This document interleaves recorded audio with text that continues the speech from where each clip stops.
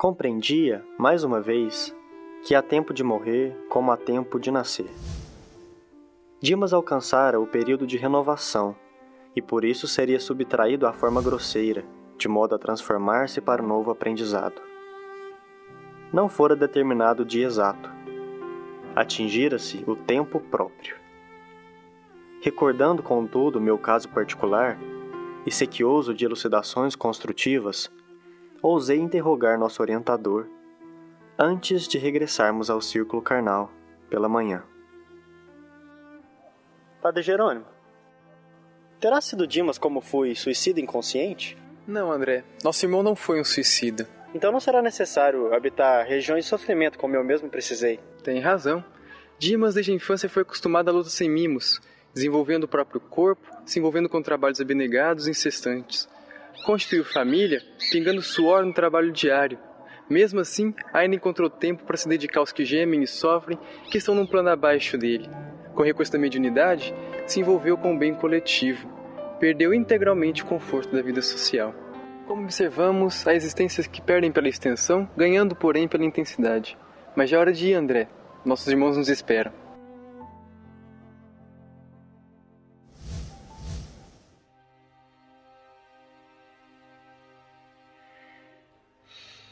Dimas permanecia sobre agitações psíquicas muito fortes.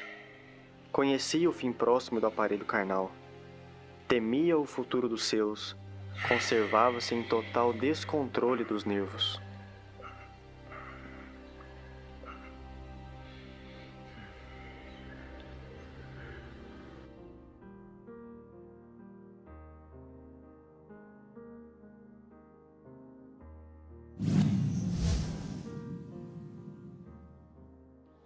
Meus irmãos, que bom que vocês chegaram.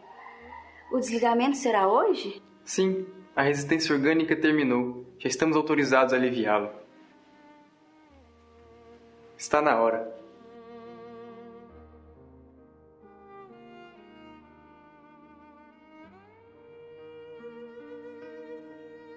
Dimas, não obstante dedicado à causa do bem e compelido a grande esforço de cooperação na obra coletiva, descuidou-se de incentivar a prática metódica da oração em família no santuário doméstico. A esposa do médium, ao pé dele, mantinha-se firme ao seu lado, olhos vermelhos de chorar, emitindo forças de retenção amorosa que prendiam o moribundo em vasto emaranhado de fios cinzentos, dando-nos a impressão de peixe encarcerado em rede caprichosa. Teria de ser o primeiro empecilho a ser removido.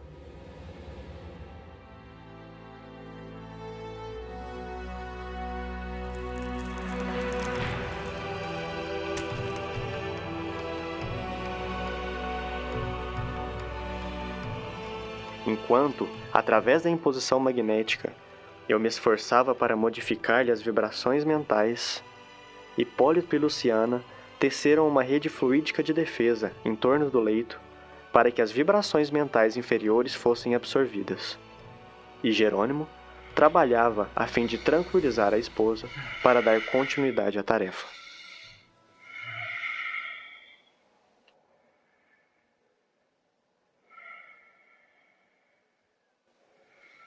Querida, vá descansar.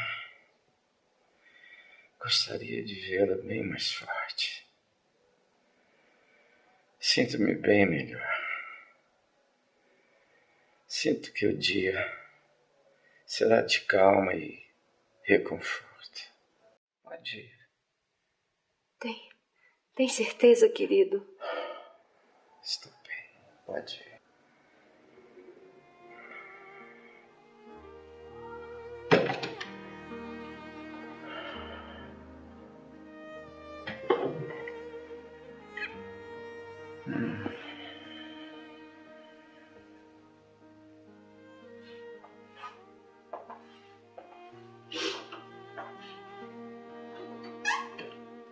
Meus irmãos, peço-lhes que cuidem do sono da esposa para que suas emissões mentais não nos alterem o esforço.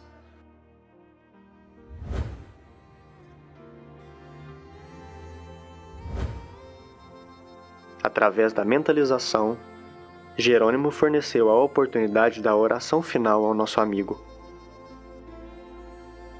Meu Senhor Jesus Cristo, creio que atingi o fim de meu corpo, do corpo que me deste por algum tempo, como dádiva preciosa e bendita.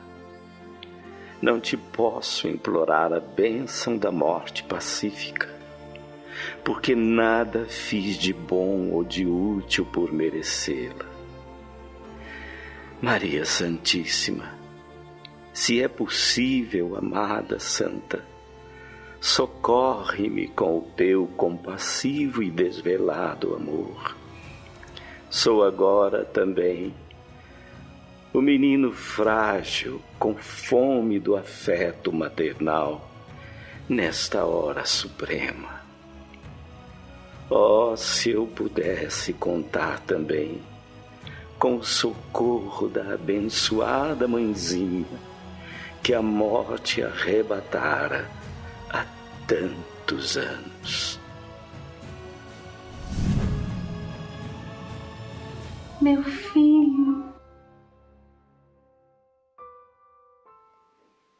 Dimas, experimentando indefinível bem-estar no regaço materno, parecia esquecer agora todas as mágoas, sentindo-se amparado, quase feliz. Ordenou Jerônimo que me conservasse vigilante, de mãos coladas à fronte do enfermo, passando logo após ao serviço complexo e silencioso de magnetização. Havíamos iniciado o desligamento.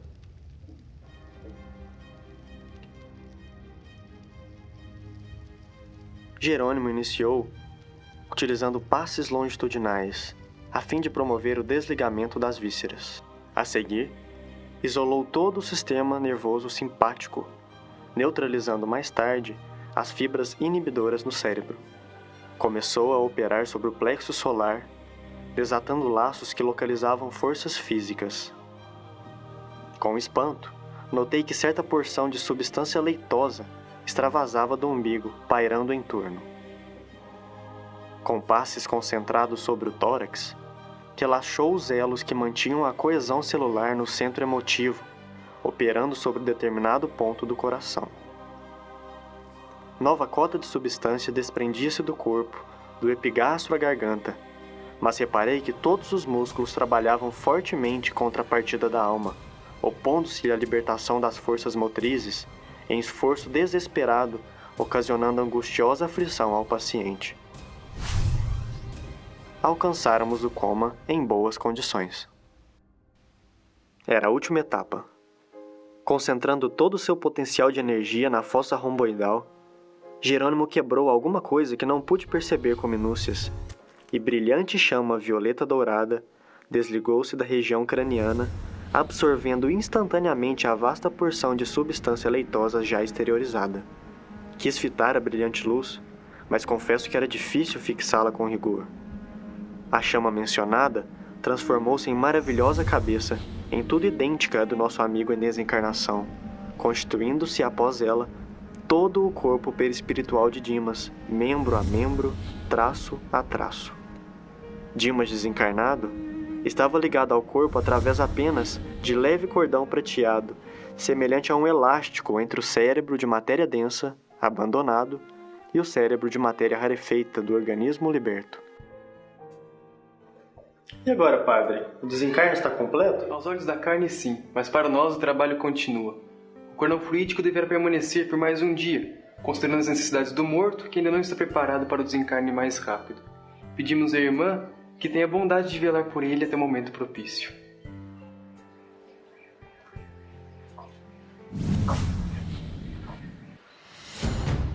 Devido aos méritos adquiridos, foi permitido que Dimas tivesse defesas pessoais. Mas a residência conservava-se à mercê da visitação de qualquer classe.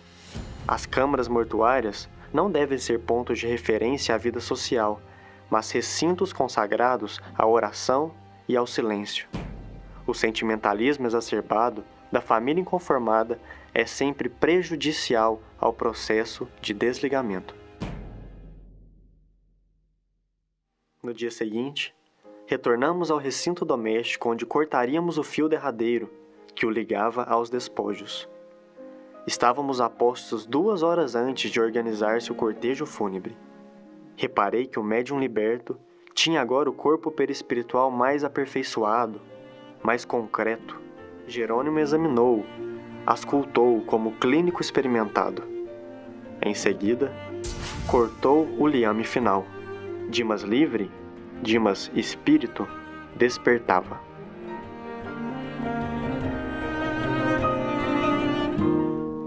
Mãe?